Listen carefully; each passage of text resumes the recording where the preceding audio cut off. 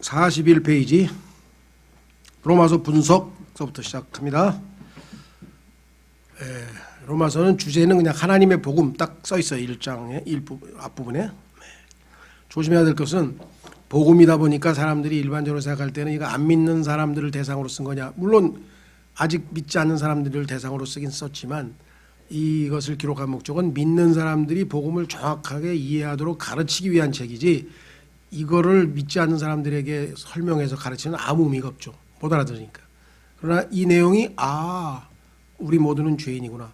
그래서 꼭 은혜로만 구원을 받을 수밖에 없겠구나. 뭐 이런 것들을 설명하고 있는 책이죠. 자, 그래서 첫 번째는 기독교의 원칙에 대해서, 복음의 원칙에 대해서 1장에서부터 8장까지 거기 나옵니다. 세 가지를 다루고 있어요. 죄의 문제, 구원의 문제, 성화의 문제. 자, 여기서 조심할 것은요. 죄의 문제, 구원의 문제에 관해서는 구원파를 포함해서 무슨 형제회라든가 또 일반 성소침례교회를 포함해서 복음을 알고 있는 복음교회들은 어느 정도 이 두 가지에 대해서는 잘 설명을 합니다. 그래서 은혜로 어떻게 구원받는지는 잘 하는데 세 번째가 사실은 더 목표예요. 그걸 받은 목적이 뭐냐면 세 번째 방식으로 살겠다는 뜻인데 성화에 대한 얘기는 하나도 안 하는 거예요. 특히 기쁜 소식 선교회인가요? 거기서는 뭐라 그러냐면 야 너희가 행악의 종자가 무언 성화가 되냐? 아예 성화는 안 된다고 가르쳐요. 하나님께서 우리에게 성화를 하라고 요구하는 그러면 그 뭐예요? 안 되는 걸 지금 요구하시나요? 성화는 우리 힘으로 안 된다는 얘기지 성령께서 우리를 통해서 이루시는 게 성화야. 예수님을 닮게 하는 게 그게 최종 목적이야. 근데 목표도 없이 구원받고 지옥 안 가고 하늘나라 가면 땡? 이게 그것이 잘못된 건 아니지만 복음의 1%밖에 안 되는 거예요. 99%를 다 놓치고 있다 이 말이에요. 그건 뭐야? 이제 밥 먹었어. 그럼 왜 밥 먹었어? 열심히 일하려고 아니면 그림 그리려고 뭔가 하려고 했는데 밥 먹은 걸로 배불러 됐어 끝났어? 그게 아니잖아요. 자, 그래서 정말 이 세 번째에 대해서 우리가 제대로 배워야 되고요. 좀 체계적으로 공부하고 싶으신 분들은 여러 가지 책이 있지만 저희 교회에서 나온 책은 로마서 5장에서 8장까지를 다룬 칭의에서 성화까지라고 하는 100페이지 미만의 좋은 소책자가 하나 있습니다. 그러니까 참조를 하시고요. 자, 두 번째는 기독교의 난제. 난제는 뭐냐? 그럼 하나님은 유대인은 버리신 건가? 여기에서 이제 문제가 생기는 겁니다. 그렇죠? 아니라는 얘기죠. 그래서 유대인들의 과거, 유대인들의 현재, 유대인들의 미래에 대해서 하나님께서 어떠한 마스터 플랜을 가지고 있는지가 로마서 9장, 10장, 11장에 자세하게 나옵니다. 이거를 잘못 풀면 소위 말하면 세대적 진리를 가르치는 세대주의자들은 정확하게 풀지만 그렇지 않은 사람들은 이것 때문에 난색을 표현하는 거예요. 그래서 어려워해요, 다들. 근데 사실은 어렵지 않아요. 유대인의 하나님께서 부여한 역할만 제대로만 알면 성경 어려울 게 없어요. 그 유명한 독일이 통일되기 전에는 프러시아 공국이라고 하는 나라로 존재했었는데 1870년쯤에 이제 그 비스마르크 등등해서 이제 통일이 됐는데 그 전에 그 프러시아에 있을 때 황제는 그 성 안에 채플린이라 해가지고 예배당을 하나 만들어서 거기에 목사를 하나 둡니다. 그래서 왕실에서 예배를 봐요. 그 채플린에게 그 목사에 물어보는 거예요. 성경이 진짜 하나님 책인지 어떻게 하냐. 폐하 유대인입니다. 유대인의 역사를 보십시오. 폐하가 성경이 하나님의 책인 걸 아실 겁니다. 이렇게 얘기를 해요. 그만큼 성경을 푸는 키 중에 하나가 세 가지 키 중에 하나가 이 유대인이에요. 그래서 유대인을 잘못 다루면 엄청난 이단이 생겨요. 그렇죠? 유대인에게 하나님이 표적을 줬다는데 기적만 쫓아다니는 사람 있죠. 유대인에게 안식일을 줬는데 하나님과 유대인 사이에 맺은 표적이에요. 안식일은. 그러면 늘 말씀드립니다만은 해태 타이거즈다. 예를 들면 기아 타이거즈인가? 기아 타이거즈 선수끼리 투수하고 표수하고 사인을 주고받아요. 그런데 그 사인이 왜 롯데 포수가 그 사인대로 움직입니까? 말이 안 되잖아요. 하나님과 유대인이 주고받는 사인을 왜 이방인이 가가지고 우리도 기적을 베풀어 주세요, 표적을 보여주세요. 왜 그렇게 하냐 이거죠. 그 유대인에 대해서 정확하게 알면 성경은 해석이 틀릴 수가 없어요. 이건 하나님께서 유대인을 대상으로 하셨기 때문에 이런 일이 벌어진 것이구나. 자, 그래서 이제 밑으로 내려갑니다. 42페이지로 기독교의 실천 1장서부터 8장까지만 다룬 책도 많아요. 혹시 1장서부터 8장까지 다룬 책들 중에는 교리가 중요하기 때문에 로마서는 그래서 교리에 대한 얘기를 집중적으로 다룹니다. 프란시스 셰퍼라고 하는 세계적인 아주 복음주의자도 보면은 여기 8장까지만 다뤘어요. 로마서를. 그런 경우가 꽤 많아요. 그런데 말씀드린 것처럼 8장까지 성화까지 이루어서 교리를 알게 됐다. 아, 신앙은 이런 원리로 사는 것이구나. 성령에 의해서 사는 것이구나. 다 배웠어요? 그럼 실제적인 삶에서 그렇게 안 살면 무슨 의미가 있냐. 그래서 실천하는 내용이 12장서부터 16장까지예요. 교리를 다 배운 사람은 이런 방식의 라이프 스타일을 이런 방식으로 살게 될 것이다. 이렇게 되는 겁니다. 자, 그래서 첫 번째 생활의 법칙이 나오죠. 여기에 보면 13장에 시민으로서의 그리스도인이 나와요. 그래서 그리스도인이 정치에 참여할 것인가 말 것인가, 국가와 그리스도인과의 관계는 어떤 것인가, 이건 다 성경으로 답변하셔야지. 그 무슨 정치인 데려다가 막 강연하고 이건 제정신이 아닌 거예요. 사실은 제가 웬만해서 비판 안 하지만 그건 말이 안 되는 짓이에요. 거듭나지도 않은 정치인이 왜 교회 강단에 서가지고 뭐 정치가 어쩌고 뭐 좌파가 어쩌고 우파가 어쩌고, 이게 왜 이런 짓을 합니까? 하나님의 사역자가 하나님의 말씀을 좁혀가지고 시민으로서의 그리스도인이 나아가야 될 길, 하나님께서 정치에 대해서 우리 그리스도인들에게 어떻게 말씀하시는지 그걸 가르쳐야지. 자기가 가르쳐야 될 일을 갖다 무슨 정치 강연을 합니까? 말이 안 되는 짓을 하는 거예요 지금. 분별력이 없어도 너무 분별력이 없어. 왜? Spiritual authority는 교회에 주신 것이고, 그 다음에 이 세속적인 그 권위는 국가 정부에 주셨는데, 국가 정부에 있는 사람을 왜 교회에다 데려다 놓고 교회 성도들에게 spiritual 아무것도 알지 못하는 사람들을 시켜서 spiritual authority를 건드리냐 이 말이에요. 목사가 하나님 말씀의 영적 권위를 근거로 해서 가르쳐야지. 자, 그 다음에 두 번째는 사랑의 법칙이에요. 그래서 우리를 기독교를 우리가 사랑의 종교라고 하죠. 모든 율법의 완성은 사랑이에요. 성경을 달달달달 달통해도 사랑이 없으면 아무것도 아니. 왜? 결국은 하나님의 말씀이 소화가 됐다면 우리의 삶은 사랑하는 방식으로, 남을 위해서 희생하는 방식으로, 내가 아니고 남을 먼저 배려하는 방식으로 나타날 것이기 때문에 그렇습니다. 그 다음에 종결. 자, 그래서 기독교 신앙은 뭐냐? 간략하게 요약합니다. 이거 정말 압축돼 있어요. 뭐 난 컴퓨터는 잘 모르는데 뭐 압축 파일 하면은 뭐 엄청 압축돼 있어요 지금 이게. 그래서 정신을 바짝 차려야 돼요. 왜냐하면 이 안에 많은 게 들어가 있기 때문에. 자, 보세요. 로마서 처음 3장에는 인간의 죄에 대한 어두운 모습, 죄. 그래서 복음은요 하나님의 진노로부터 시작합니다. 왜? 이 죄악된 어두운 모습에 대해서 하나님이 진노하신 거예요. 유대인이든 이방이든 하나님 앞에서는 정죄받은 죄인이요 하나님의 진노를 받을 때 핑계도 될 수 없고 도망도 칠 수도 없습니다. 여기서부터 출발해야 돼요. 이 세상에 있는 모든 인간 문제, 지금 뭐 노인 상담, 무슨 심리 상담, 그다음에 텔레비전에서도 무슨 상담 해가지고 인간 심리 분석, 뭐 그냥 별의별 얘기가 다 나와요. 그거 다 뭐 유익한 점이 있어요. 핵심이 뭐냐? 인간의 휴먼 네이처, 인간의 본성이 얼마만큼 죄악됐는가를 성경을 통해 정확하게 인식하지 못하고 인간을 대하면 편견과 왜곡된 방식으로 해석이 된다는 거예요. 심각한 문제예요. 그렇죠? 예. 그래서 성선설과 성악설 얘기했을 때 이 성경은 창세기 1장에서는 성선설이에요. 하나님은 인간을 잘 선하게 지으셨어요. 창세기 3장 타락 이후에는 성악설이에요. 근데 지금은 성악설의 악설이에요. 왜? 점점 타락해서 마지막에는 인간의 마지막 죄악이 뭔지 아십니까? They worshipped the dragon. 그들이 용을 경배하더라. 마귀를 경배하는 게 인간의 죄악의 마지막 운명이라고 계시록에 나와 있어요. 13장.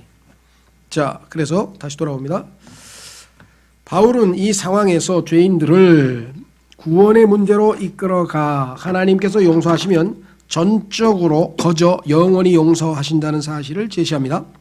바울은 하나님의 주권적 은혜가 없다면 인간의 상황은 아무런 희망이 없음을 입증해 보입니다.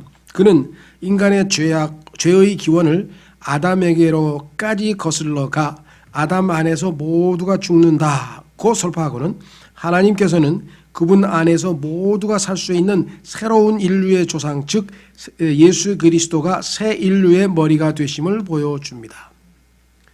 이게 성경 전체를 압축한 거예요. 그래서 창세기는 구약 성경은 뭐냐?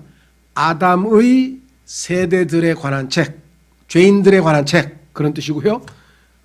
신약 성경은 뭐예요? 예수 그리스도에 대한 책, 즉 구원받은 하나님의 자녀들의 세대에 관한 책. 근데 여기는 generation 단수고 여기는 복수예요. 왜? 여기는 낳고 죽고 살다가 죽고가 있어. 죽고 죄 때문에 죄 삭슨 사망이니까 죽고가 있으니까 1세대 가고 죽고 2세대, 3세대, 73세대, 뭐 75세대 이렇게 나가죠. 여기는 뭐예요? 예수님의 세대는 한 세대뿐이야. 왜? 안 죽어. 단수 복수로 돼 있어요. 정확하게. 그래서 우리는 아담의 세대들에 속해 있다가 구원받는 순간 성령께서 우리를 들어서 예수 그리스도의 몸된 교회 안에, 즉 예수 그리스도 몸 안으로 집어넣어서 우리가 예수 그리스도의 세대에 속하게 돼서 이제 영원토록 주님과 함께 하게 되는 거예요. 자, 그래서 성경에서 예수님은 고린도전서에 나오는 예수님의 두 타이틀이 중요합니다. The last Adam, 마지막 아담이라 그래요. 예수님을. 왜? 앞으로 태어날 아담들도 많지만 모든 아담의 대표로 하나님 앞에 심판을 받았어요. 이 사람들 다 영원한 심판 받고 지옥의 형벌에 던져져야 되는데 제가 대표로 받겠습니다. 학창 시절에 반장이 대신 얻어맞으면 나머지 다 안 맞아도 되는 것처럼 딱 예수님이 그래서 마지막 아담으로서 예수님은 죽으셨고 부활하시면서 예수님은 둘째 사람, second man, first man이 아담이야. 이거는 개인이 아니라 인디비주얼이 아니라 집합이에요. 그래서 인류, 첫 번째 인류의 조상인 아담 실패, 두 번째 인류의 조상인 예수님 부활하셔서 이제 승리. 그 우리 둘째 사람이에요. 예수님이 여기서 새로운 조상이 새로운 인류라는 게 바로 그 둘째 인류를 얘기합니다. 자연적 출생에 의해 엄마 뱃속에서 태어났죠. 우리 모두는 아담의 자녀가 되었지만 거듭남을 통해 성령으로 태어났죠. 거듭남을 통해 우리는 하나님의 자녀가 됩니다. 이 세상에 인간으로, 그렇죠, 사람의 자녀로 태어나는 방법도 출생, 하나님의 자녀로 태어나는 방법도 출생 이외의 방법은 없습니다. 우리는 그리스도를 인해 파멸한 인간의 가족에서 구속받은 하나님의 가족 안으로 입양됩니다. 그렇죠. 하나님의 심판의 대상인 옛 창조 아담으로부터 이제 새로운 창조 하나님의 가족 안으로 입양됩니다. 구원의 열쇠는 그리스도에 대한 믿음으로 되는 것이죠. 그래서 행위로는 하나님의 호의를 결코 이끌어낼 수 없습니다. 자, 근데 조심하세요. 거기 이렇게 써 있죠. 바울에게는 구원이란 안전을 의미하기는 하나, 구원받으면 이제 안전한 거죠. 영원한 구원의 보장이 확정이 되니까. 그렇죠. 구원받으면 영원히 구원이 보장되니까 안전해요. 그러나 여기 써 있었어요. 뭐라고 그러냐? 죄를 지을 자유를 의미하지는 않습니다. 즉 나는 이제 구원받았으니까 무슨 짓을 하더라도 하늘나라 갈 수 있다. 마음껏 죄를 져도 난 결국은 하늘나라다.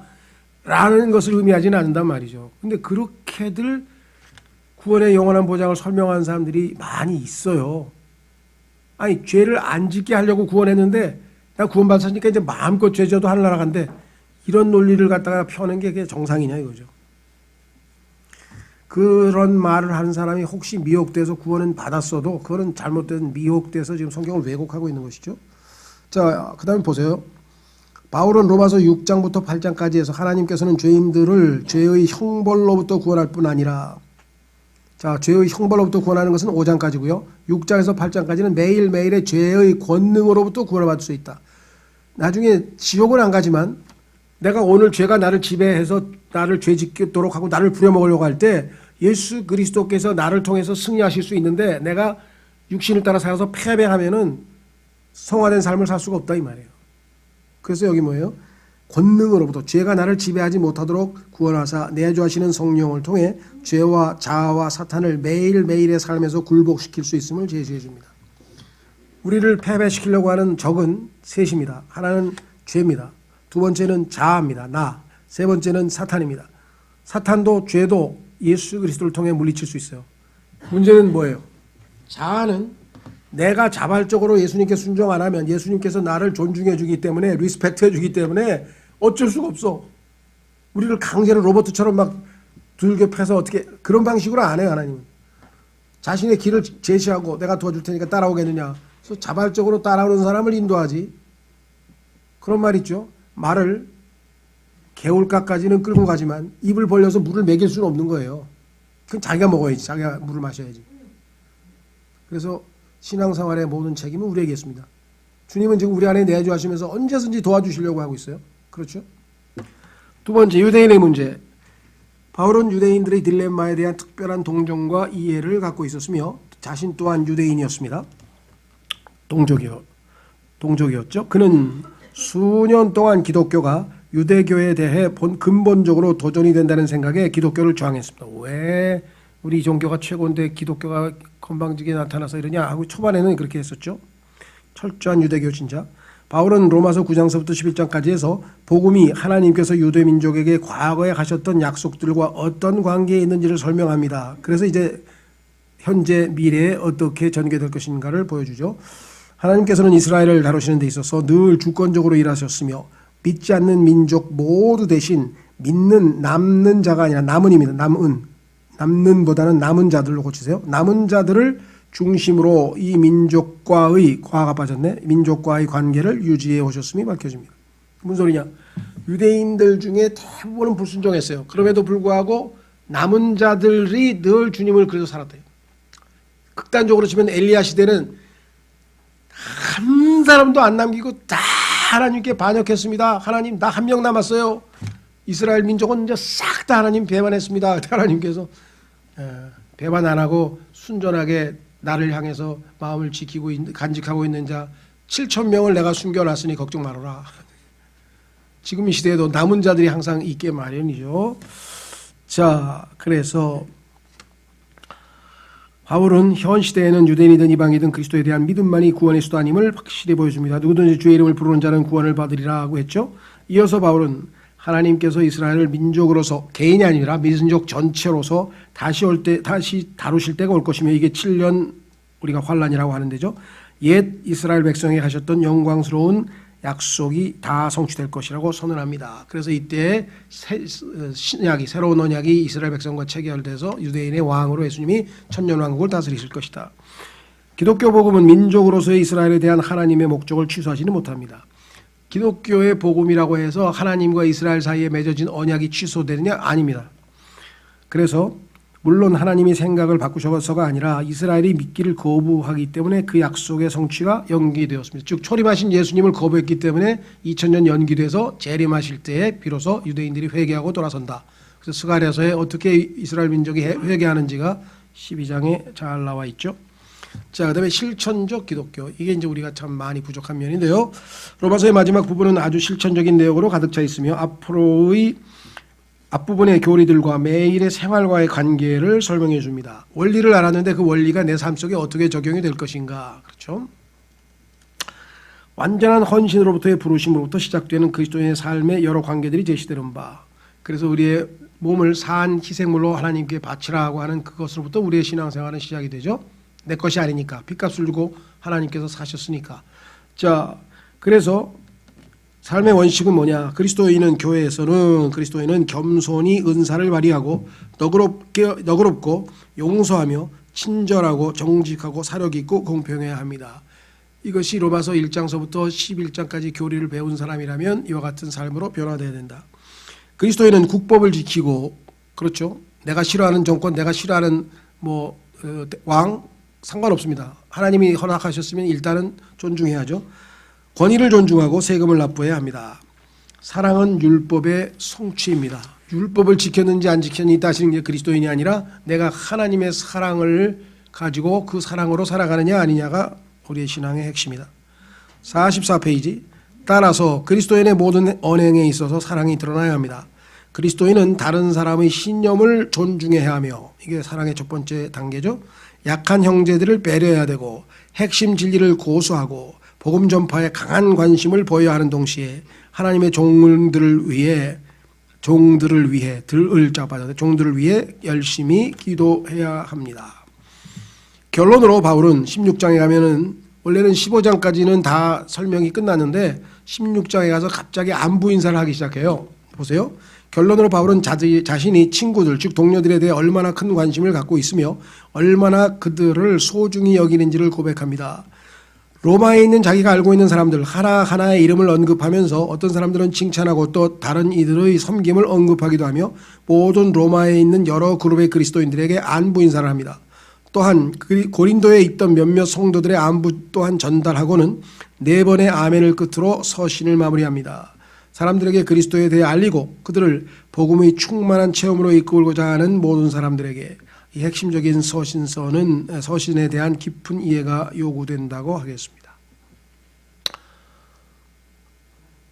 이 16장에 보면은 정말 처음에는 아니 이게 무슨 누구는 잘 있느냐 누구는 누구고 이게 안부 인사를 왜 이렇게 성경에 그것도 하나님의 복음의 핵심을 다루고 있는 로마서에 기록을 하셨을까?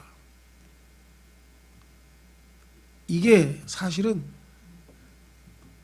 로마서 1장서부터 15장까지를 제대로 잘 소화해낸 사람이면 16장에 나오는 사람처럼 산다는 거예요. 한 사람 한 사람 개개인에 대해 관심과 걱정, 기도, 실천적 사랑이 삶에 배어있는 거예요. 몸에 배어있는 거예요. 이 사람은. 그렇죠. 그러니까 제가 얼마나 이론적으로 왜 15장까지 딱 공부하고 16장 집에 가서 한번 읽어보세요. 여태까지 그렇게 가르쳐서 왜 16장 읽으면 뭔 내용이 없잖아. 그냥 인사하잖아. 인사. 그 인사 하나 하는 바울의 마음에서 하나님의 사랑이 느껴지고 그가 하나님의 사랑으로 충만해서 한 사람 한 사람에 대해서 이렇게 관심을 갖고 있구나. 정말 제대로 성숙한 사람이구나. 그걸 배워야 되는데 나는 그런데 아유 이거 시시한 얘기 여기다 왜 써놨을까? 이게 차원이 다른 거예요. 지금 와서 생각하니까 야 참 바울은 하나님의 궁극적인 게 뭐예요?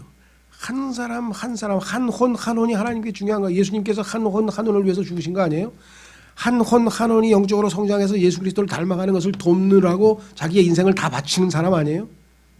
그 사역 아니에요? 그러니까 얼마나 이게 소중한 일이에요. 그렇죠? 네.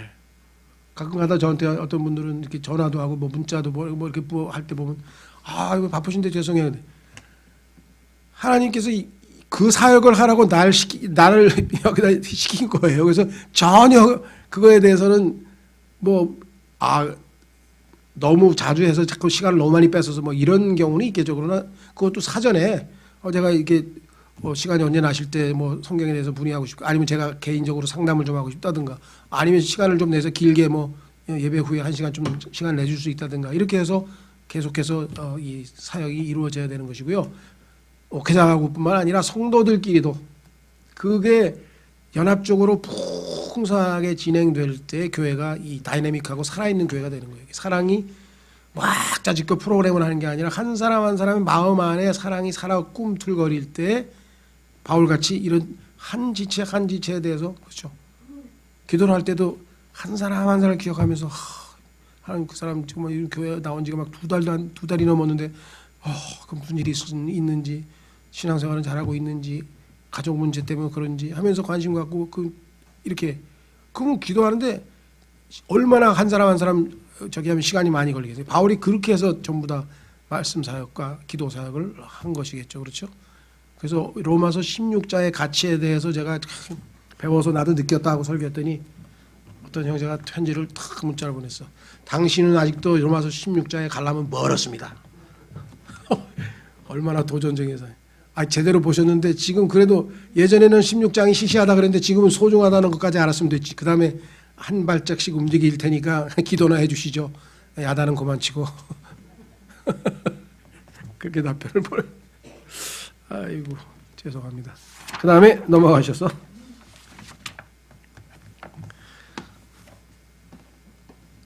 고린도전서 교회의 명령. 자, 고린도는 부패란 뜻입니다. 그런데 가장 부패한 교회의 이름이죠. 그런데 로마서를 제대로 잘 공부하고 교회 성도들이 실천하면 고린도 교회 같은 교회가 생기질 않아. 근데 다 실패했기 때문에 고린도 교회 같은 교회가 생겼는데 무려 15가지의 문제가 교회 안에 발생한 거예요. 그래서 하나님께서 이 교회를 뭘로 사용하느냐?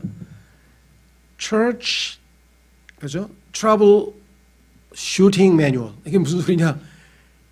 우리가 보통 자동차를 구입하면요, 거기에 매뉴얼을 줘. 책을 하나 줘요. 거기 보면은 뭐 자동차가 뭐 빨간불이 들어올 때는 이게 뭐가 잘못된 거다. 이거는 뭐 전기 장치가 잘못된 거다. 이거는 뭐 그 조치를 다 취하라고 써 있잖아요. 그렇죠? 우리 전자제품도 그렇고 매뉴얼이라는 게 보면 1번이 뜨면은 이게 무슨 고장이고 2번은 무슨 고장이고 3번은 뭐 이렇게 다 나와요. 그죠? 4번은 뭐 공기압이 낮고 뭐 이런 거 나와요.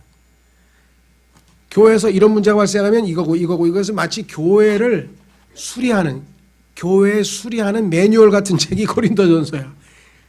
고린도전서를 읽다 보면 아 우리 교회도 이런 거 있네, 이런 문제 있네, 이런 문제 있네. 그렇죠? 그래서 그 15가지 문제는 지금 시간이 없어서 우리 교회에서 교회들의 문제들이라고 해가지고 5개씩 3번에 걸쳐서 설교를 여러 번 한 2번 한 것 같아요.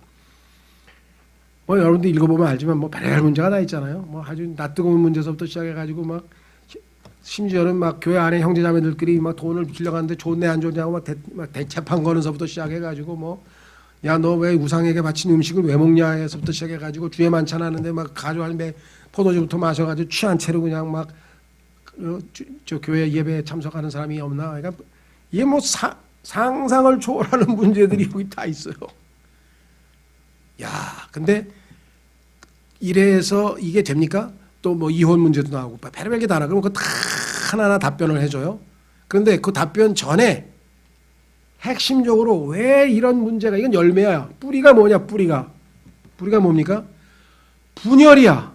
그리고 영적으로 미숙한 거야. 영적으로 어린애기 때문에 다투고 이기적인 거야. 자기중심적이야. 다른 사람보다 자기부터 배려하려고 그래.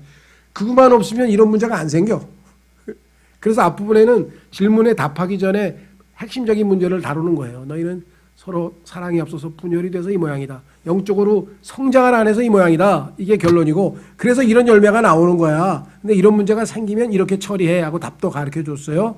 그러다가 중간에 가가지고 13장에 가서 뭐예요? 그 유명한 사랑장이 나오는 거예요. 왜 사랑장이 나오겠어요? 고린도 교회의 모든 문제는 뭐야? 사랑이 부족해서 생긴 거예요. 영적으로 성장해서 사랑이 넘치면은 이런 문제가 생길래야 생길 수가 없어. 그렇잖아요. 그죠? 야, 내가 하나님이 주신 은사가 당신 은사보다 더 뛰어난 은사라고. 야, 나는 방언을 한 2시간, 3시간 해도 난 것도 없어. 근데 성경에 보니까 방언은 제일 수준이 낮은 은사라고 성경에 써 있어.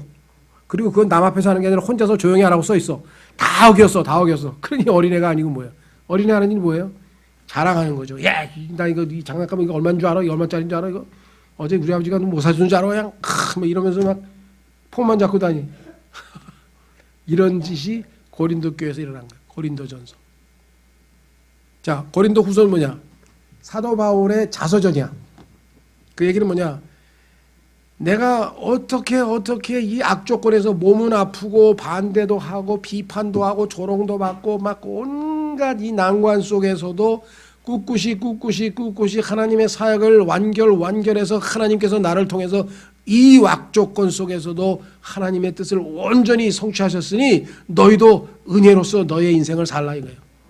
고린도후서를 읽으면 안 사라질 수 있는 환경은 없어요. 그러니까 어떠한 악조건 하에서도 언제든지 그리스도인답게 살 수 있다는 것을 입증하는 서신이 고린도후서인데 속된 말로 부담이 가는 거야. 야, 이렇게 고난을 당했는데 이렇게 훌륭하게 살았어? 그럼 난 뭐야? 그 비교의식이 생기니까 뭐야? 고린도후서를 회피하는 거예요. 고린도후서 잘 안 읽으려고 그래. 그렇잖아요? 열등감이 생기는. 야, 이 바울은 이게 나는 뭐야 이거? 좋은 밥 먹고 그냥 좋은 차 타고 다니면서 편하게 신앙생활 하는데도 엉망으로 하는데 이 사람은 이 고생을 하면서도 그냥 하나님을 위해서 이렇게 훌륭한 일을 했어? 이게 고린도후서가 부담스러운 거예요. 특히 이게 사역자들, 왜냐면 이게 사역자의 자서전이잖아요. 그래서 고린도후서에 보면 11장에 너희들이 하도 나한테 뭐라 그래서 할 수 없이 나도 그냥 바보처럼 그냥 난 바보가 되겠다 해서 자랑 좀 할 텐데 난 이렇게 살았어 사실. 그러니까 읽어보니까 너무나 와 어떻게 이렇게 살지? 이런 여건 속에서 이렇게 되는 거죠. 그래서 이거는 동전의 앞뒷면이에요. 그렇게 겁이 나고 두려운 책이면서도 어떠한 상황 속에서도 하나님의 은혜는 부족하지가 않거나 그렇죠? 약한 데서 나는 강하게 될 뿐이다. 그러니까 고린도후서는 사실 영적 성장에 무지무지하게 유익이 되는 책인데 조금 처음에 접하면 약간 부담이 되는 책이긴 하죠. 자, 이런 기본 베이스를 까시고 그 다음에 쫙 읽어가면서 이제 설명을 하겠습니다. 첫 번째, 고린도전서는 교회 명령. 바울은 제2차 선교 여행 중 고린도에서 교회를 세웠습니다. 얼마 후 아폴로가 에베소서부터 고린도로 와서 자신의 뛰어난 말솜씨로 성도들에게 깊은 인상을 남겼습니다. 그때 일련의 유대주의자들이 나타났고 곧이어 회당에는 파당이 생겨납니다. 야, 아볼로 기가 막히게 설교하는데 그리고 아볼로파가 하나 생겨버렸어. 파벌이. 근데 이 사람이 또 유대주의자 그러다 보니까 교회 안에서 막 친유대주의자가 생겨나 버린 거예요. 이게 이제 교회 안에 파당, 섹트라디오 파당이 생겨나는 이제 그 원인입니다.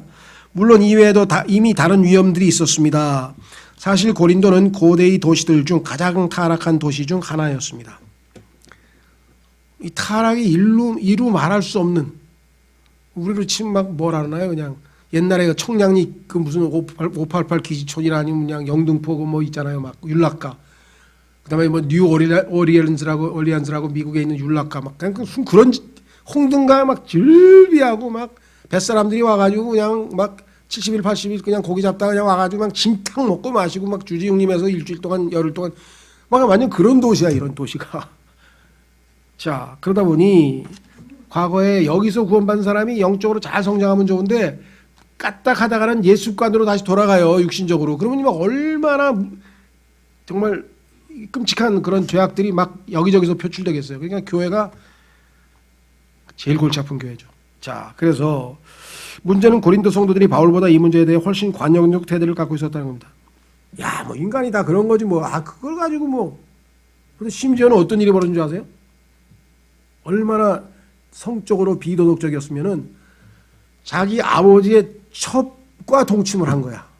근친상간을. 그런데 야, 뭐 그런 걸 가지고 그러냐? 뭐 인간이란 게 다 본성이란 게 그런 거 아니야? 아, 왜 교회에서 그냥 정죄를 안 쫓아내고 그냥 교회를 다니게 내버려 줬어요. 그래가지고 그냥 바울이 그 사람을 쫓아내는 것이 안 쫓아낸 게 네가 하나님 앞에 잘한 거냐고 막 강력하게 죄악을 지적을 했어요. 그래갔더니 그냥 하나님의 사도의 권위에 눌려가지고 이제 쫓아냈는데 그 사람이 회개하고 또 돌아왔어. 그때 바울이 진정으로 회개했으면 받아주라 그래요. 왜? 하나님이 용서하지 못할 죄는 또 어디 있어? 그렇죠. 예. 하여간 참 이 고린도전서 후서가 대단한 책이에요. 자, 보십시오. 그들은 여기 나와 있네요. 근친상간이라는 죄를 지은 자와 아무런 책망 없이 교제를 계속했던 것입니다. 이외에도 바울은 고린도 성도들이 제기한 문제들에 대한 조언을 이 서신에 담아 보내게 됩니다. 대체로 바울은 고린도 교회가 갖고 있던 몇 가지 중요한 문제를 다루어야 했고 이에 그들의 논쟁과 이 문제에 대한 비전과 확신을 담아 답변을 보낸 것입니다. 고린도전서는 바울 서신 중 가장 길고 교회의 질서에 관한 중요한 내용도 담도가 아니라 담고 있는 서신입니다. 아까 얘기했죠. 15가지의 문제가 나와요. 이 안에. 15가지. 그래서 딱 펴보면 뭐예요? 우리 교회에 좀 보니까 이런 문제 저런 문제가 있는데 딱 펴보니까 아, 요거 5번 6번에 해당되는 거구나. 아, 그러면 우리 교회 이거 어떻게 하나님께서 처리하라 그랬지? 착착착 보고 고쳐야죠. 고쳐내야 될 거 아니에요. 문제가 생겼으면. 전서 분석, 도입 인사말이고요. 교회 안의 분열. 자, 분파주의의 속 좁은 모습. 예를 들면 교회 안에 뭐 목회자가 3명 있는데 아, 저 사람 난 이 사람 설교가 제일 좋아. 저 사람 설교가 제일 좋아 하면서 그냥 파벌이 붙어가지고서는 자, 그다음에 분파주의의 특성은 영적이지 않고 분별한 있는 행동이 아니다. 그래서 교회 안에서는 파벌이 있으면 당연히 안 되죠. 그렇죠? 자, 두 번째, 교회에서의 징계, 도덕적 문제, 물질적 문제. 교회에서는 징계는 제대로 확실하게 해야 됩니다. 그리고 그 사람이 죄를 자백하고 회개하고 돌아서면 용서하지만 회개 안 하고 그냥 얼물쩍 넘어가려고. 지금 한국 교회에서 왜 이런 문제가 생겼습니까? 왜 교회가 그냥 밤낮 텔레비전에서 뭐 PD 수첩이고 뭐예요? 그냥 무슨 그런 다큐멘터리 프로그램에서 밤낮 교회가 두들겨 맞고 왜 그럴까요? 뭐 그루밍 성범죄, 뭐 교회 돈 횡령, 뭐 온갖 사건에 걸린 사람들도 다 제대로 징계나 무슨 처벌이 이루어지질 않아. 두리뭉실했다가 어디 가면 뭐 저쪽에 가서 다시 교회 세우고 두리뭉실했다 보면 막 옛날에 박조준 목사부터 시작해가지고 그 누굽니까 3.1교회 전병욱 목사부터 시작해가지고 전부 다 회개하지 않았어요. 일제시대 때 뭐예요 신사참배한 사람도 회개도 안 하고요. 하여간 최소한도 잘못했다고 인정을 해야 되는데 회개를 안 하니까 이스라엘 백성하고 똑같아. 하나님 그래서 이래요. 너희는 내가 잘못을 지적했는데 돌이키질 않는구나. 마음이 완악한 자들아, 아주 딱딱하게 굳어버린 자들아. 계속 야단치는 게 오늘날 다를 게 하나도 없다. 세 번째, 교회 안에서의 어려움, 개인적인 행동의 문제와 공식 예배하는데 뭐 만찬을 하는데 막 술을 가져와가지고 막 미리 다 취한 상태가 되고 막 이런 일까지 벌어졌죠. 교회 안에서의 불신. 자, 이거는 고린도서가 제일 중요한 교리적인 문제를 다루고 있는 것은 부활입니다. 고린도전서 15장 그러면 아예 부활장 이렇게 써 있어요. 처음부터 끝까지가 부활 얘기예요. 그래서 잘 읽어보면 부활에 대해서 쉽게 이해할 수 있도록 정말 훌륭한 책인데요. 자, 그리스도의 부활은 그리스도인들의 부활과 직접적으로 연결되어 있고요. 자, 핵심 구절. 고린도전서의 핵심 구절은 1장 30절에 나와 있습니다. 거기 써 있네요. 인용되어 있네요. 그러나 너희는 하나님에게서 나서, 이게 거듭난 거죠. 우리는 하나님의 아들이 된 거죠. 이제 부모에게서 나서 아담 안에 들어가게 됐고, 하나님에게서 나서 예수 그리스도 안으로 들어갔죠. 그리스도 예수님 안에 있고, 예수님은 하나님에게서 나서 우리에게, 자, 예수님은 우리에게 지혜와 의와 성별과 구속이 됐으니, 우리의 지혜가 되시고 우리의 의가 되시고 우리의 성별 거룩함이 되시고 우리의 구속이 되신 분은 예수님이시다. 그분이 우리 안에 들어와 있다 이 말이에요. 자, 그래서 이 네 가지 주석이 이 서신을 형성하고 있는 겁니다. 그렇습니다. 이 네 가지가 교회 안에서 넘치고 풍성해야 되는데 이 네 가지 대신에 다른 것들이 교회를 뒤덮고 있으니까 고린도 교회에 문제가 발생한 거죠. 첫 번째, 지혜. 바울은 날카로운 문장으로 분파주의의 어리석음을 지적하고 있으며 특히 나는 그리스도께 속하였다라고 말하면서 분파주의가 아닌 채 하는 가증스러운 행태의 파당을 비판하고 있습니다. 그건 무슨 소리냐? 자, 나는 아볼라파야. 나는 바울파거든. 나는 베드로파야. 그랬더니 야, 너희들은 분파주의자들이구나. 나는 그리스도파야. 뭐 이런 사람이 있었어요. 마치 자기는 분파가 아닌 것처럼. 근데 그것도 분파야. 왜? 그럼 다른 형제들은 그리스도에게 속한 사람이 아니에요? 다 그리스도께 속한 사람인데 뭔 자기만 그리스도파라 그래? 우리도 있죠. 그리스도의 교회라고 하는 교단도 있어요. 그래서 참, 아니 그리스도의 교회지 다 그러면 온 땅에 있는 모든 교회가 다. 바울은 이러한 분열적인 영을 거부하고 자신의 이름이 그 교회 안에 어떤 파당과도 연결되는 것을 원하지 않았습니다. 그리고 그리스도인들이 지성을 숭배하는 것을 잘 알고 있었던 바울은, 왜냐하면 당신은 그리스 시대 아닙니까? 그러면 철학 아닙니까? 그러니까 막 어마어마하게 많은, 아까도 얘기했잖아요. 온갖 사설 학원들이, 아카데미가 뭐 한두 개가 아니야. 아카데미가 지금. 그래서 여기 뭐라 그랬어요? 믿는 자의 사고 구조 안에 그 어떤 세상적 지혜도 들어있어서는 안 됨을 선언합니다. 필로소피아라고 하는 단어가 헬라어로 지식을 사랑한다, 지혜를 사랑한다는 뜻인데요. 문제는 어디에 있느냐? 이 세상적 지혜는 하나님의 지혜에 반한다 이 말이에요. 불순물이 섞여가지고. 그래서 이 지혜를 내려놓고 빨리 성경으로 하나님의 지혜로 가득 채워야 된다는 거죠. 하나님의 지혜 중심에는 십자가 있는 바 이는 유대인들에게는 걸려 넘어지게 하는 것이요 그리스도인들에게는 어리석은 것입니다. 그래서 그리스도인들만 십자가를 사랑하죠. 바울은 분파주의란 육신적인 그리스도인의 모습이요 그리스도의 심판석을 내다본다면 그리스도인은 사람을 자랑하는 어리석은 짓을 멈추고 하나님께서 받으실 만한 삶을 살기 시작해야 한다고 이야기를 설파합니다. 육신적인, 성경에 보니까 그리스도 안에서 베이비라고 그래. 베이비, 영적인 베이비구나, 성장을 안 했구나, 그 얘기했었죠. 자, 두 번째는 의. 이건 도덕적인 문제죠. 불의하냐 의로우냐.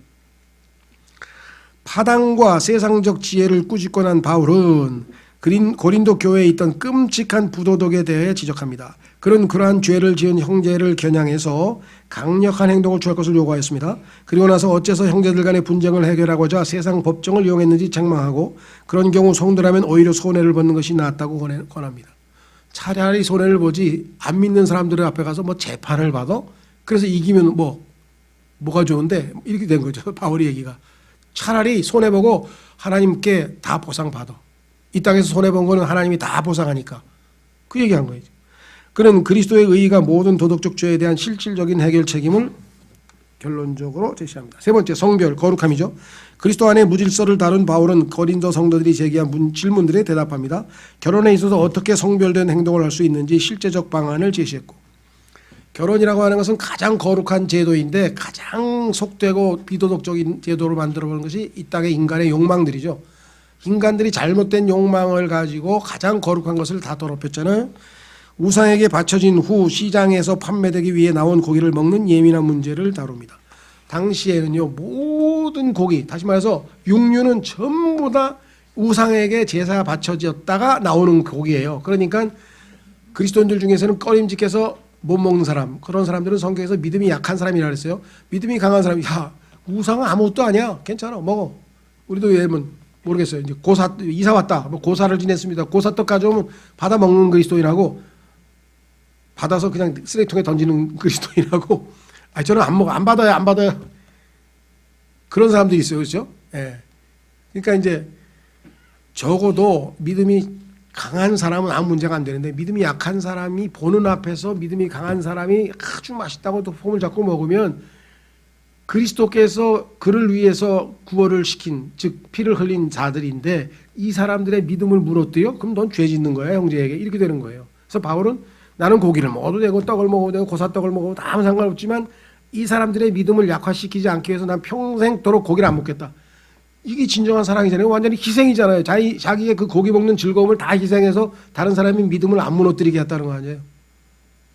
그게 진정한 사랑이다 지금 얘기하는 게 바울이. 자, 그가 제시한 원칙은 실로 확고한 가치를 가지고 있다고 할 것입니다. 교회 안에서의 여자의 위치, 주의 만찬에서의 무질서, 은사의 남용 등이 성별과 관련해서 차례로 다루어지고 있습니다. 예를 들면 은사는 사랑 안에서 행사되어야 한다는 것입니다. 바울은 이 서신서의 한 부분 전체를 사랑을 정의 내리는데 할애했습니다. 말씀드린 것처럼 고린도전서 13장이고, 그래서 고린도전서 16장에 가면요, 모든 일을 사랑으로 행하라. 율법의 완성이야. 그러니까 율법 내용 잘 몰라도 돼. 내가 하나님이 나를 사랑한 그 사랑으로 다른 형제를 대하면 율법은 몰라도 다 율법을 완성하는 삶을 산 거예요. 구속. 부활 시에 있을 몸의 구속은 이 서신서의 마지막 주제입니다. 그렇죠. 우리가 이제 영원한 썩지 않을 몸으로 바뀌죠. 그리스도의 부활을 강력하게 입증한 바울은 믿는 자들의 미래에 대한 의심을 제거합니다. 결론적으로 그는 교회의 모금에 대해 실질적인 조언을 하고는 가까운 장래에 그들을 방문하기를 희망합니다. 그의 서신은 추천과 인사말로 마무리됩니다. 자, 두 번째 마지막 고린도 후서. 바울이 기록해 보낸 고린도전서는 전반적으로 좋은 성과를 얻었습니다. 많은 사람이 회개했어요. 아, 내가 교회에 대해서 잘못했구나. 예를 들면 그 부도덕한 형제는 교제로부터 축출되었고 깊이 있게 회개하였습니다. 그럼에도 교회 안에서 목소리를 내고 있던 소수의 사람들은 여전히 바울을 대적해 분쟁을 야기시키고 있었습니다. 이들은 바울의 사도직을 도전하고 그를 비방하는 공격을 일삼았습니다. 그 뭐냐? 아니, 지가 뭔데 우리 교회에 대해서 이래라 저래라 하는 거야 이거. 근데 바울이 세운 교회잖아요. 그리고 거기에 바울을 통해서 구원받은 사람도 많고. 그런데 일부가 누굽니까? 미리암과 아론이, 야 모세 너만 설교하냐? 너만 하나님이 일 줬어? 왜 이래 이거? 하고 까불다가 한번 징계받았죠. 그런 사람들이 꼭 있어요 보면. 그래가지고 이제 문제를 야기시킨 거예요. 그래서 바울을 변덕스럽다고 고소했으며, 그 다음에 교만하고 자기 자랑을 한다고 했고, 나약하고 외모가 혐오감을 준다고도 했고, 정직하지 못하고도 했고, 심지어는 거의 미쳤다, 이게 도른 거 아니냐 까고 이렇게 비방했대. 바울은 자신을 폄하하는 자들을 따뜻하고 열정적인 말로 응수했습니다. 바울의 모든 서신들 중 이 서신이야말로 이 위대한 사도의 인격을, 그래서 아까 자서전이라고 하죠, 인격을 가장 자세히 들여다볼 수 있는 것이라고 할 수 있습니다. 비교를 해보면 교회 생활과 특성 및 상태에 대한 통찰이고, 고린도전서는, 후서는 개인이에요. 사도 바울의 생활과 특성 및 상태에 대한 통찰이고, 객관적이고 실제적인 게 고린도전서라고 한다면 주관적이고 개인적인 감정이 담겨있는 내용이 고린도 후서고, 신중한 내용이 들어있고 열정적으로 자기 길을 옹호하는 내용이 들어있고, 이교적 영향력에 대한 경고가 있는 반면에 이교는 여러 로마의 잡신들, 여기는 유대교에 대해서 강력한 경고합니다. 유대인들 특히 바울에게 괴롭히고 박해했죠. 자, 분석, 도입, 인사말이고요. 두 번째, 바울과 그의 임무가 무엇인지를 쫙 설명을 합니다. 그래서 자기가 내가 왜 사도인지를 확증해. 너희가 아무리 저기 해도 난 사도가 확실하다. 세 번째, 바울과 그 회심자들, 바울에 의해서 회심한 변화된 사람들에 대한 얘기가 나오고, 동반자 관계에 대한 얘기도 나오고, 그래서 소위 말하면 헌금 내는 이유에 대해서도 언급하고 있죠. 네 번째, 바울과 그의 비판자들, 여러 가지 방식으로 비방을 했어요. 그래서 결론 이렇게 됩니다. 자, 바울은 그리스도를 위해 많은 고난을 당했습니다.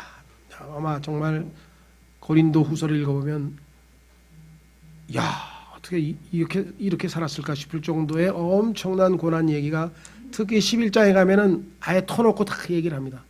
뭐 곤장으로 39대씩 5번 맞고 3번 파선해서 배가 침몰하고 뭐 하여간 몇 번 뭐 더위와 추위와 하면서 뭐 온갖 얘기를 하고 그렇게 외적인 여건뿐만 아니라 교회가 또 나를 비판하고 그러니까 안쪽으로 그러니까 외적으로 내적으로 계속 고난과 고난의 연속이었던 자기 삶을 고백을 하는데 그 고난에 압도당하기보다는 그 고난 속에서도 승리를 놓치지 않고 은혜로 살아냈던 바울을 보면 주님에 대한 신뢰가 우리가 훨씬 더 강하게 생겨날 수가 있죠.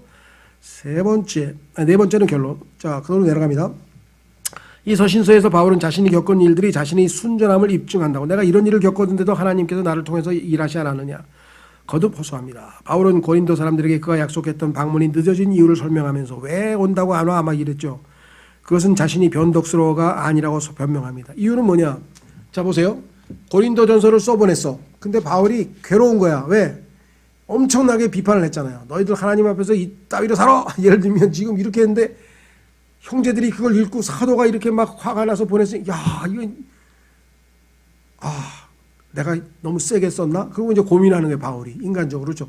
야 내가 너무 세게 썼나? 이거 그 때문에 또 막 정말 다 불안해하고 이러면 어떡하지? 막 이래가지고 이 사람들이 마음이 좀 가라앉고 회개하고 뭐 하나님께서 좀 이렇게 그럴 때 천천히 가서 좀 교제를 다시 회복하려고 잔뜩 강하게 때려놓고 그냥 바로 가가지고 뭐 회개했어 안 했어 막 이러면 되겠어요? 그러니까 정말 배려심이 뛰어난 사람, 대단한 사람이에요.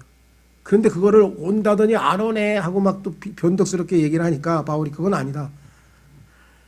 사실 바울이 고린도 방문을 연기한 것은 그가 고린도 사람들의 마음을 을자 집어넣으시고요. 마음을 상하게 하고 싶지 않았고 그의 방문이 고통스러운 방문이 되기를 원치 않았기 때문이었습니다. 정말 본받아야 될 사도네요. 바울은 교회에서 축출되었고가 아니라 되었던 형제가 아까 근친상간 했었죠. 회개하였다는 소식이 얼마나 기뻐했는지를 말하면서 이것도 고치십시오. 오타가 심하네요. 말하면서 그 형제가 그 죄악에서 드디어 돌이켰어? 그를 용서하고 다시 교제 안으로 받아들이도록 권면하였습니다. 그는 지난번에 첫 번째 서신은 그들이 바울의 사도로서의 권위에 순복하기를 보기 위한 테스트였음을 설명합니다. 내가 하나님의 사도로서 강력하게 너희를 권고했을 때 너희가 반응을 보이는지 안 보이는지 한번 내가 보고 싶었다. 그리고는 그는 타오르는 열정으로 사도 직분의 영광스러움을 언급하면서 고린도 성도들이야말로 자신이 사도임을 입증하는 살아있는 증거라고 말합니다. 고린도 교회가 그 척박한 환경에서 드디어 교회가 생겨났잖아요. 생각해 보세요. 그 엄청나게 아주 그냥 뭐라 그럴까 수준이 도덕적으로나 모든 면에서 여건으로 봤을 때 교회가 생겨날 동네가 아니야. 그 동네는 그죠? 그런데 교회가 생겨났으니까 하나님께서 얼마나 강력하게 사람들을 회개시켰는지가 입증이 된 거잖아요. 자, 바울은 고린도 성도들이 복음 안에서 신실하게 동역해 준 것에 감사하고 자신의 마음이 늘 그들을 향해 완전히 열려 있음을 확실히 약속합니다. 그는 그들로 세상으로부터 성별된 삶을 살 것을 촉구하고 다시 한번 그가 사용했던 날카로운 언어에도 불구하고 그는 여전히 그들을 깊이 사랑하고 있다는 것을 그들에게 확신시키고 있습니다. 강력한 어조로 비판했지만 그것은 사랑 안에서가 아니라 사실은 더 사랑하기 때문이었다. 그래서 심지어는 뭐라 하냐면요. 내가 너희를 더 사랑하면 할수록 너희가 나를 덜 사랑한다고 할지라도 나는 그래도 너희를 더 사랑하겠다. 그만큼 나는 너희를 향한 사랑이 뜨겁다. 이 얘기를 고백하고 있죠. 뒤이어 그들의 재정 지원에 대해 언급하면서 그리스도인들이 돈에 있어 어떻게 청지기로서 살아야 하는지에 대해 명백한 어조로 설명합니다. 헌금 문제에 대해서 뭐 헌금을 뭐 어쩌고 11조가 어쩌고 복잡하게 할 필요 하나도 없어요. 그냥 고린도서만 딱 읽으면 헌금에 대해서 마음이 편해져요. 하나님께서 이렇게 기뻐하시는구나. 됐네. 쓸데없는데 그냥 막 뭐 헌금을 어떻게 내는지 뭐 이런 책도 나오고 왜 그런 데다 신경을 씁니까? 더 중요한 얘기가 다 들어있는데. 그렇잖아요. 하나님이 없으면 안 내줘도 돼. 마음에 작정하고 기쁨으로 내. 그러면 나는 받을 거야. 없는데 없으면 내지 말라 그랬는데 왜 작정 헌금을 해? 지금 돈 없는데 무슨 나중에 돈 벌면 뭐 한 달에 100만 원씩 하겠다는데 왜 그런 쓸데없는 얘기는 왜 합니까? 그리고 작정한 거면 시키는 게 또 뭐야? 그게 말이 돼요? 성경에서 하지 말라는 짓을 왜 목사가 시켜요? 있는 대로 하라 했잖아. 없는데 어떻게 해요? 갑자기 내가 뭐 큰 돈을 벌었다 그러면 하나님, 내가 하나님께 헌금하고 싶습니다. 그래서 뭐 그때 하면 될 거 아니에요. 그냥 없는데 주시면 하겠습니다. 뭐 이건 말도 안 되는 거죠, 이거는. 자, 그래서 성경은 의외로 아까 그 손봉호 교수가 취한 태도 아주 쉽습니다. 하나님 말씀 없어서 듣겠습니다. 아멘. 그렇죠? 자, 그 다음에 끝부분에서 바울은 자신의 외모에 대해 상상이 많은 언급을 합니다. 그는 단순히 외모가 좋아 보이는 것 이상의 뭔가를 지니고 있다고 생각합니다. 그것은 영적인 힘, 우아함 그리고 분량입니다. 그는 자랑코자 하는 자는 주를 자랑하라고 했습니다.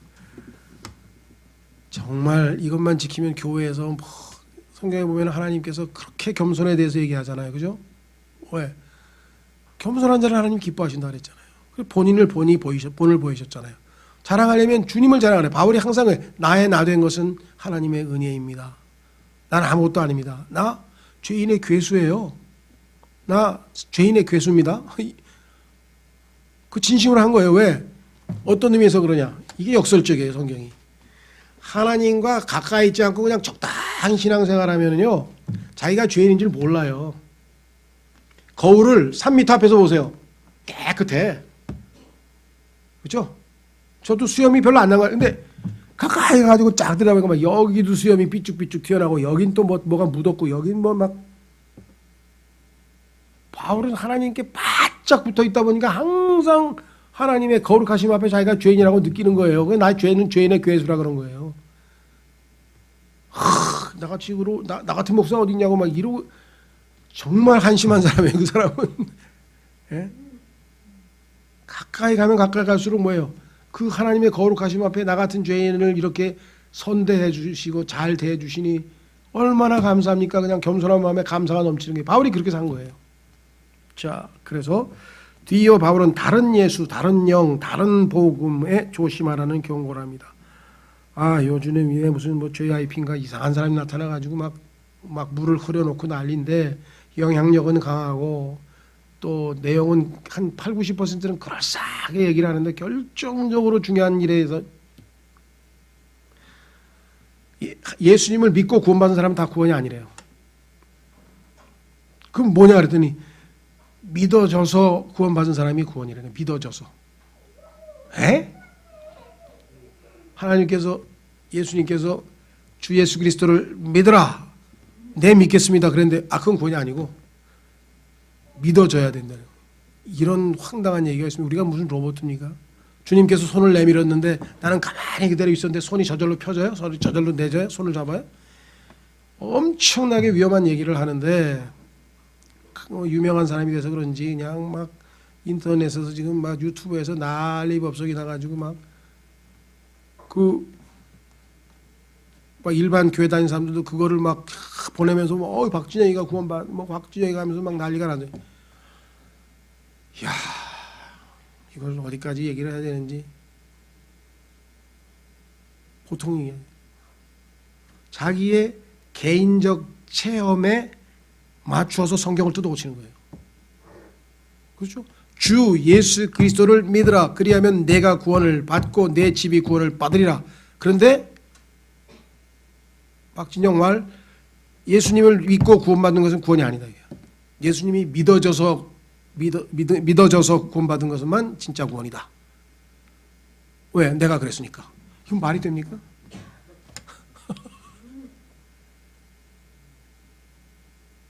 그래서 내가 좋게 봐서 교회만 왔다 갔다 성경을 읽고 나름대로 했는데 제대로 이해도 안 되고 깨달아지지도 않다가 어느 날 하나님께서 영적으로 조명을 주셔가지고 이거구나 하고 깨달아졌다. 예수님이 하나님이 인간이 되실 수밖에 없었구나. 왜? 인간 중에는 죄 없는 사람이 없으니까. 죄가 없는 누군가가 나를 대신 죽어야 구원을 받는데 인간 중에는 단 한 사람도 의인이 없고 다 죄인이니까 하나님께서 인간이 돼서 오신 거구나. 이 성육신이 이제 이해가 되네. 그거를 믿어졌다고 표현을 하면 말이 됩니까? 이해가 됐다니. 성경에서 예수님이 물어보셨잖아요. Understand? 이해가 되니? 깨달았니? 제자들아, 이해가 돼? 깨달았어? 이해가 돼? 깨달았어? 근데 성경적으로 나는 그때 깨닫고 예수님 나의 죄값을 십자가에서 다 치르신 거 감사합니다. 예수님 믿겠습니다. 이래서 믿었다 이렇게 해야지. 그래서 나는 구원받았습니다. 깨달아진 게 믿어진 그게 구원받은 게 뭐야? 그럼 난 아무것도 아니야? 로봇이야? 하나님 우리를 인격체로 만드셨어요. 내가 너를 위해서 내 아들을 내어 보냈다. 내 아들의 사랑을 받겠느냐? 그래서 뭐예요? receive 받아들이는 자, 곧 그의 이름을 믿는 자에게는 하나님의 아들들이 되는 권능을 주셨다 그랬는데 받아들이지도 않고 믿어질 때까지 기다리라고? 로봇이니까? 이건 뭐 엄청나게 성경을 왜곡하는 거고 하나님을 왜곡시키는 건데, 야, 참 모르겠어요. 저는 정말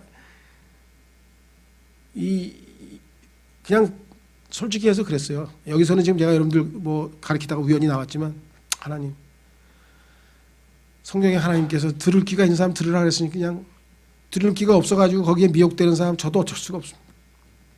핑계를 댔다니까요. 제가 성경에 있는 구절을 한번 보세요. 뭐라고 써있나? 계시록의 맨 끝에 보면 이런 말이 써 있어요. 그 정도의 거짓 복음에 속을 사람이면 뭐 속아 마땅하죠. 제가 나선다고 뭐가 되겠습니까? 보세요. 뭐라고 돼 있나? 계시록 22장 11절. 불의한 자는 그대로 불의하게 두고 더러운 자는 그대로 더럽게 두며 의로운 자는 그대로 의롭게 두고 거룩한 자는 그대로 거룩하게 둘지니라. 그래서 저도 그냥 분별력 있게 판단하시라고 그냥 말씀을 드리는 것 뿐인데요. 상황이 좀 심각한 것 같아요. 제가 보니까. 하여간 뭐 여러분들도 한번 그것뿐만 아니라 하나님께서 예수님을 낳으셨다. 그래서 예수님이 피조된 신처럼 표현. 여호와의 증인하고 교리가 똑같아요. 심각한 얘기를 한 10가지 이상이 나와가지고 이건 어떻게 해야 될지 좀 답답한데 200명을 놓고 매주 예배를 드립니다. 그 200명의 혼들은 어떻게 될 것인가. 또 유튜브로 해서 지금 막 몇십만 몇백만 이제 끌어들일 겁니다. 이제 본격적으로 나설 거예요. 본인이. 제가 볼 때는 또 다른 이만희나 하나 나오는 거예요. 지금 또 다른 게 하나 나오는 거라니까. 하여간 마치겠습니다. 거기 뭐라고 돼 있나 마지막에 한번 확인해 보겠습니다. 다른 예수, 다른 영, 다른 복음에 조심하라는 경고를 왜 했겠어요? 비슷하게 해가지고 사람들을 미혹시킨. 그런 자신이 그 어떤 사도들보다 뒤지지 않음을 언급하면서 자신의 사도직을 확고해야 합니다. 그런 자신이 그리스도를 위해 겪은 많은 고난들을 간략하게 언급하고 자신이 본 하늘의 환상을 묘사하면서 그것이 너무도 엄청나서 주께서 자신에게 육체의 가시를 허락하셔야 했음을 언급합니다. 교만하지 말라고. 그러나 이 가시마저도 실상은 위장된 축복이었으니 이는 이로 인해 그가 전적으로 하나님의 은혜에 의지하는 법을 배울 수 있었기 때문입니다. 자, 바울은 다음번 고린도에 오게 되면 자신의 비판자들에게 관대히 대하지 않을 것이며 그들의 능력을 시험해보려고 경고하면서 서신을 마무리합니다. 그러나 그의 이 발언마저도 애정과 은혜와 사랑과 교제가 듬뿍 담겨 있음은 물론이라고 하겠습니다. 고린도 후서까지 봤고요. 다음에도 역시 갈라디아서부터 시작해서 4가지, 에베소서, 빌립보서, 골로새서 이렇게 해서 4개를 19일 일은 아니고요. 26일 19일은 우리 남 목사님 하시고 26일 하도록 하겠습니다. 기도하겠습니다. 하나님 아버지 고맙고 감사합니다. 오늘도 긴 시간 동안 주님 말씀을 저희가 공부했습니다. 주님 방대한 분량을 압축해서 저희가 핵심적인 개요를 공부했습니다. 주님 이 큰 그림을 잘 그리고 이제 구체적으로 한 구절 한 구절 성경을 읽어가고 또 배워갈 때 아버지 하나님 정확하게 올바른 진리를 체득할 수 있도록 도와주시기를 간절히 간구합니다. 오늘도 경고한 것처럼 얼마나 많은 사람들이 다른 예수, 다른 영, 다른 복음으로 미혹되는지 알 수가 없습니다. 주님 저희를 지켜보호 주시고 약속대로 진리 가운데 모든 진리 가운데로 진리의 영께서 인도하시는 대로 잘 따라가서 건전한 교리로 확고부동한 믿음을 굳건히 세울 수 있도록 도우시기를 간절히 간구드리옵고 모든 말씀을 우리 주 예수 그리스도 이름으로 기도하옵나이다. 아멘.